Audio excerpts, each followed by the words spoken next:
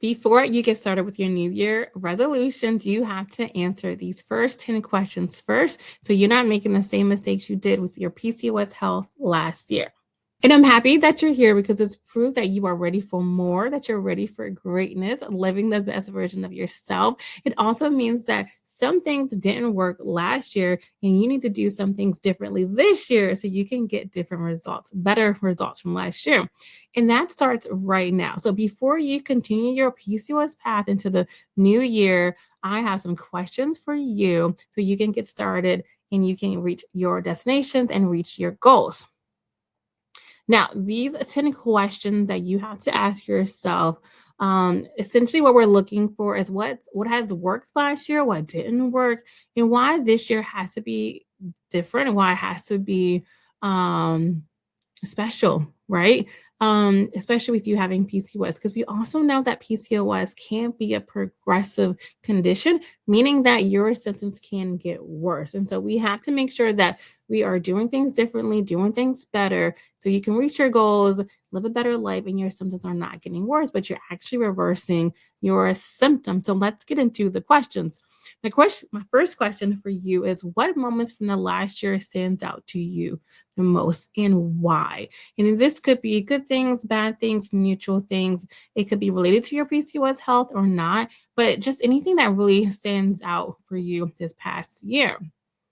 The second question I have for you is, what were the hardest moments this year and what did you need during those times that you didn't give yourself? And so what I can think about is just like having to balance work and your personal life.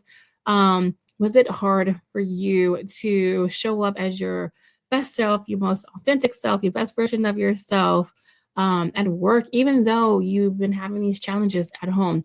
Maybe some harder moments that you could think about possibly is you showing up as your best. Actually, this could be really good 'cause I feel like a lot of us can resonate with this. But did you show up as your best version of yourself to work at work? But when you're at home, you're really not giving that much effort, right? Like when you get home, you are just a couch potato. You are looking at Netflix or chilling, or the weekends you're still resting from that work week, and you're not going to the gym. You're not meal prepping. You're not cooking for yourself. You are still eating out. You're not buying the supplements. Like there are so much things you want to do for yourself, but you're not doing that for yourself. But you are checking off all the tasks and all the things you have to do at work. And you're not giving yourself that same energy at home. Um, Let me know if that resonates with you.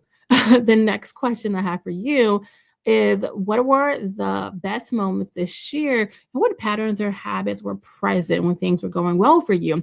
And maybe you can think about like the first month in January where there's a lot of moments and there's a lot of YouTube videos, there's a lot of content out there that is like pushing you forward. Like, yes, this is your time to be healthy. I know there's so many different like ads and advertisements out there that like has like supplements on sale and workout clothes on sale. So there's like January and like gym memberships being discounted, right?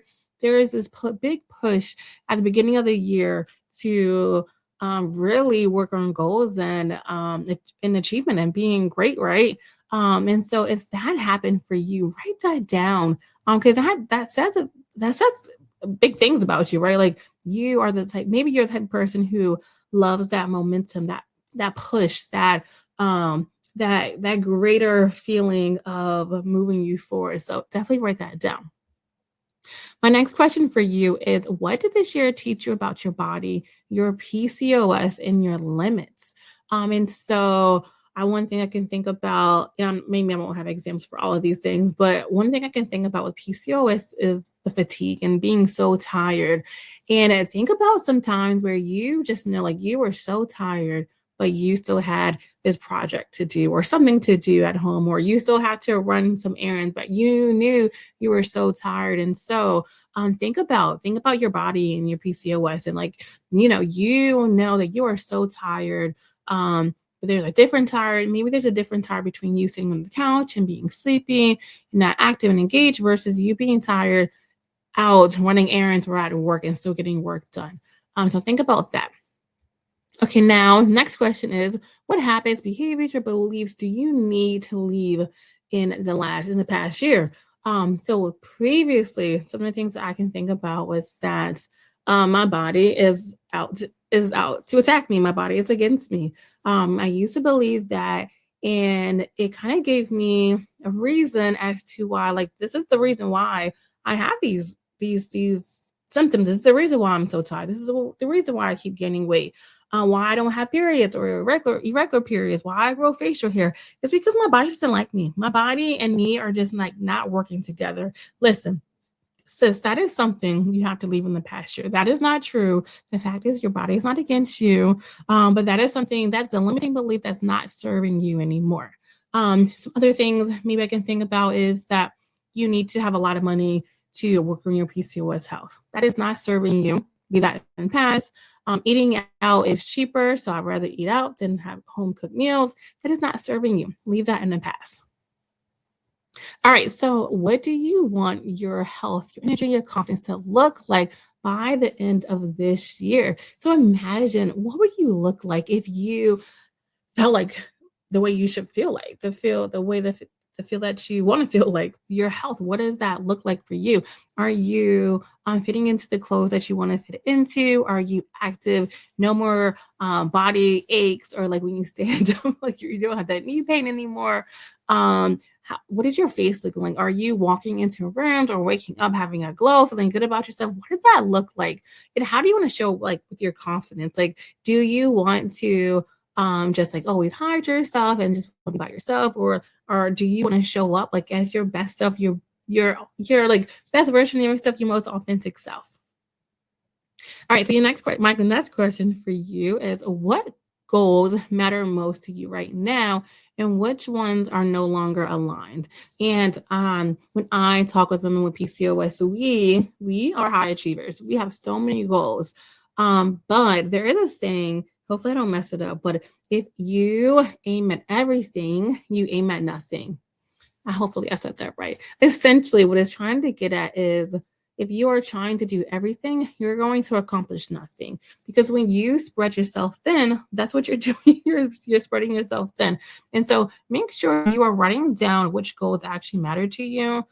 Is it related to feeling better about yourself? Is it related to your energy, losing weight, getting pregnant, getting a new job, moving, whatever the case may be? Write down what actually matters to you, and think about what goals you may have had before, but no longer in this season of your life right now. Or it's still a goal that you want to achieve, but maybe just like not right now. Maybe it you know maybe I'm just gonna throw this out there, not to say this is what you and anyone should be doing, but maybe if your goal is to get pregnant, maybe your first goal could be to um take supplements on a regular basis, or to work out or eat better before you really dive into trying to get pregnant.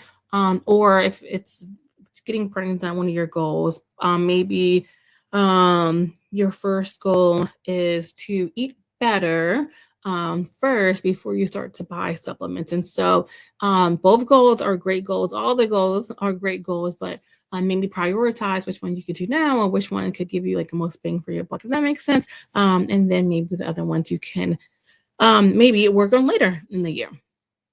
Okay, so next question is, what challenges do you already know will come up again if nothing changes? And so I really want you to think about like what did not work last year, and what challenges do you foresee happening this year? And so if meal prepping was an issue for you because you just didn't have time on the weekends, maybe what you can do is look at your weekends, and really like carve out times for you to start meal prepping. Or yeah, like I said, time is a problem. Maybe finding out like, can you, instead of like physically go to the grocery store to do your shopping, maybe do grocery delivery orders. If you know that you are living in a house where everyone eats a little differently and you're the one who probably eats the most healthiest, that's a challenge. Like, what can you do to overcome that this season? If there is busy times of the year, like maybe you're not going to eat healthy during this season because there's so many birthdays and celebrations coming up. What strategies can you put into place now or planned ahead of time. So when that season comes, you can still follow your PCOS plan and still celebrate and do the things that you want to do. And the last question I have for you is, what kind of support, structure, or guidance would success, sorry, what kind of support, structure, or guidance do you need to reach your goals this year? And everyone is so different. One thing I will say that I hear from people a lot is that um, I want to do this on my own. Like, I want to achieve these goals on my own. I don't want help. And what I will say to that is, regardless, no matter what your goal is, you have to do it on your own. Even if you hire a coach, you have have accountability partner. Even if you have a gym membership, whatever the case may be, you can have all these supports in place, and ultimately you are the one that you need to do the work. And so no matter, again, where your money goes, or who you're hiring to help you, or if your spouse or your friend, whoever is helping you, ultimately you still have to do the work. And so really think about what type of support you need in place, and think about all the other questions so you can answer this question to your best of your abilities. All right, now here's the thing. Now that you answer these questions, I have to say these questions are very valuable and very powerful, but reflection alone doesn't create the change. What actually creates a change in your PCOS health is that structure, is that consistency, and that support, especially when motivation fades, especially like I said earlier, like January is such a good month to get started with goals, but sometimes, many times, actually most of the time, that motivation fades, and so do your goals too. So that's why this January the 5th, I am hosting a free New Year, New You PCOS challenge here on YouTube. I'm going to help you take everything that you just reflected on and turn it into a realistic plan that you can actually follow.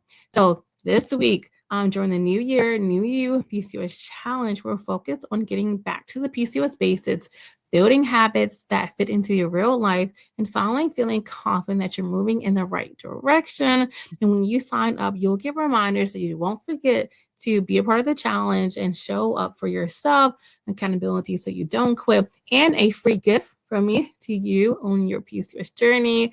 I can't wait to see you in the challenge. The links are in the description.